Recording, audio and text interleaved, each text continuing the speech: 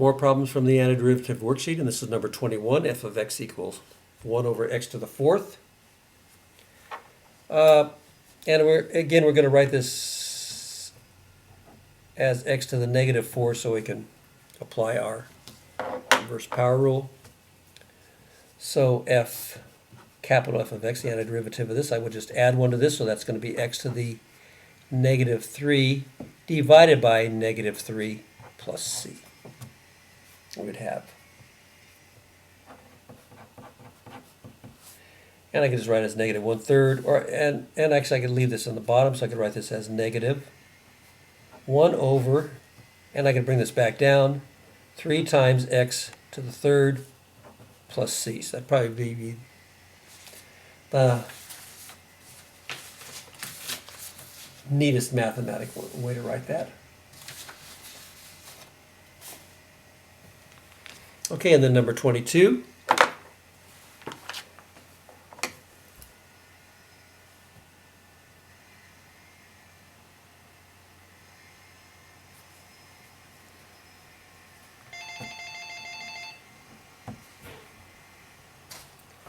Okay, number 22.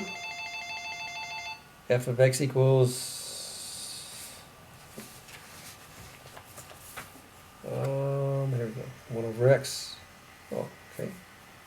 It's not bad.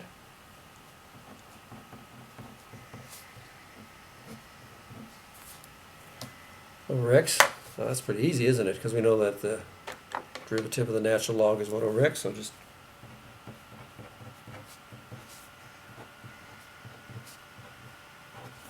that's real easy. In other words, if you take the derivative of the natural log of x, you get 1 over x. So that was almost a freebie.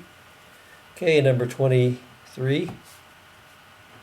Guess you'd like to have something like that on a quiz, right? That's an easy one. Okay, number 23. F of x equals x squared times the square root of x. And again, we'd like to put this in exponential form. So that's going to be the same thing as x squared times x to the 1/2. And that's going to be the same thing as x to the, if we all put these in halves, this would be 4 halves plus 1/2 would be 5 halves. Or 2 plus a half, or 2 1/2. So 4 halves plus 2 halves is 5 halves. So now we can just kind of reverse our power rule. So x to the, so if I add 2 halves to 5 halves, I get 7 halves, all over 7 halves, plus c. And I can simplify that to be just 2/7 times x to the 7 halves plus c. Okay, and then number 24. F of x, that's all right there.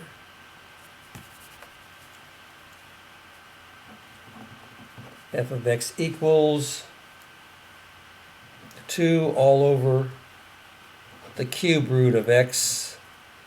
So we'll write that as 2 over x to the 1/3. And then we'll bring that up to the top. So 2 times x to the negative 1/3. And that's how we can really deal with that. So 2 times x, and then I add 1 to negative 1/3. So if I add 3/3 to negative 1/3, I get positive 2/3 plus c. And I guess that's all.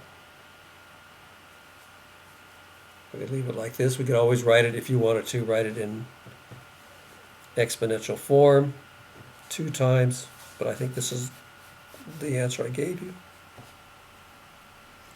So that could be the cube root of x squared plus c. That'd be the same thing.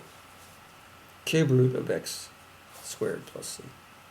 But this would be fine. Okay?